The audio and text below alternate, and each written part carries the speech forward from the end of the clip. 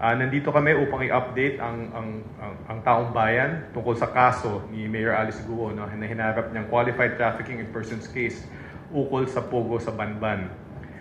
Gusto namin sabihin sa mga tao na napagpasya na ng ating panel of prosecutors ang preliminary investigation laban kay Mayor Alice Guo at sa kanyang mga co-respondents.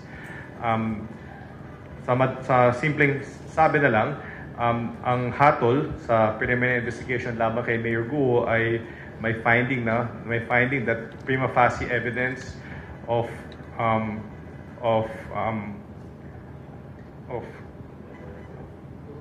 may prima facie evidence, no, for qualified trafficking in persons.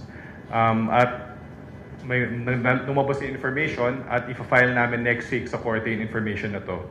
So, nais namin magpasalamat sa prosecution panel na pinaghirapan ang pagpasya sa preliminary investigation. Napaka-komplikado ng kaso na to at kung makikita nyo, napakakapal ng resolution at napakadaming detalye.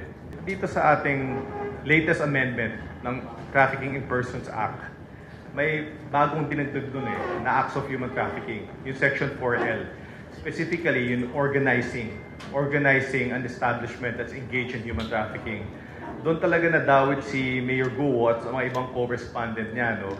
Dahil kung alala niyo yung mga ibang abogado dyan, sinasabi nila na wala namang ebidensya na siya nag-traffic, walang ebidensya na siya nagmalupit, sila yung nag-torture, sila yung nag-recruit.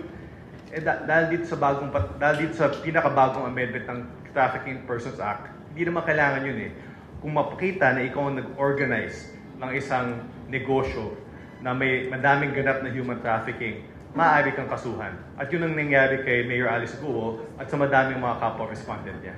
Ayaw muna namin sabihin lahat ng nakasuhan ngayon dahil nga we'll try to keep this as confidential as possible. Hintayin na lang natin matanggap nila yung resolution. Pero karamihan ay nakasuhan sa mga relevant personalities na kasama dyan si Dennis Cunanan, yung mga ibang incorporator na kasama din, at yung mga ibang mga Chinese nationals, tong si Bao Yinglin, Zhang Rujin, nakasuhan sila.